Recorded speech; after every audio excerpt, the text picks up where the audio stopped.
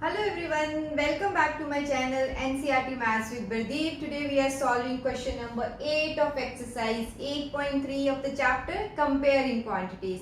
So let's see, find the amount and the compound interest. That means we should find both amount also and the interest also on 10,000 rupees for 1.5 year at 10% per annum compounded half yearly.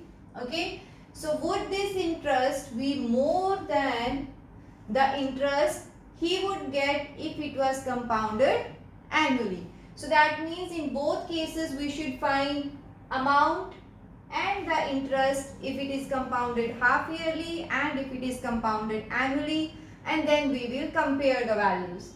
So in first case, principal amount is rupees 10,000. Time period is 1.5 years.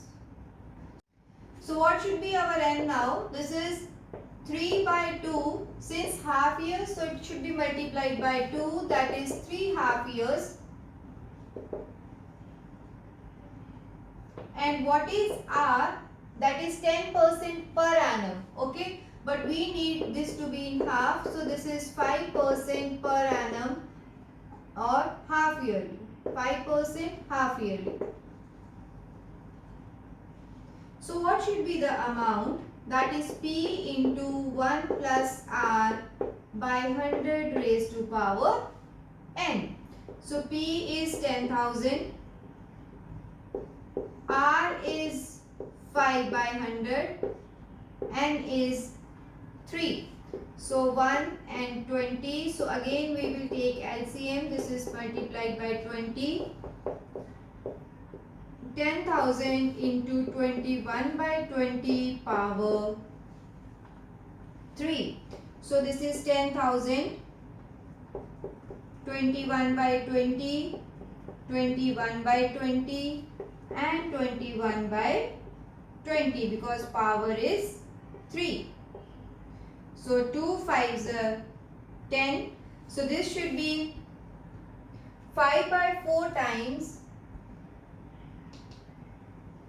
See, this is 5. 2 into 2 4. This is equal to 5 by 4 multiplied by 21 into 21 into 21. So when you multiply, you will get 9261. So after solving this, we will get 11576.25. See, this is the amount that the person will get for 1.5 year. But we need to find compound interest also. So what is compound interest? This is A minus P. So 11576.25 minus your amount, principal amount. So when you subtract them, this is 1576.25 rupees. So this is the compound interest and this is your amount if it is compounded. How much? Half yearly. So now we need to compare the values with compounded annually. So let's find those.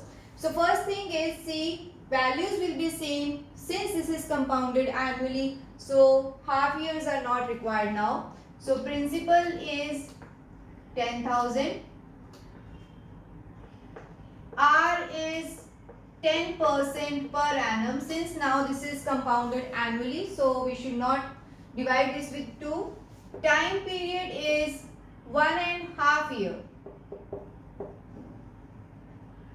So since this is again to be calculated compounded annually, so we have this fraction. So we cannot use this n in fractions as we already know. So in such condition, what we will do, we will use compound interest for the whole number and for fraction we will use simple interest. So to be simplified it further, we can say that since n is 1, okay, so power is 1, power 1, n as 1 and simple interest, both we will get same answer. So we can use simple interest in both cases. That is, first we will find simple interest for the first year. So for the first year, this should be P into R into T over 100, where T is 1. So 10,000, R is 10, time is 1 over 100. So this will be cancelled. Rupees 1,000 is simple interest for the first year. Okay. For the next half year, we need to first find the amount that the person will get at the end of first year. So what should be amount now? This is P plus SI, that is 10,000 plus 1,000. This amount will be 11,000 rupees. So now we will use this A as P for the next half year. Okay. For the next half year,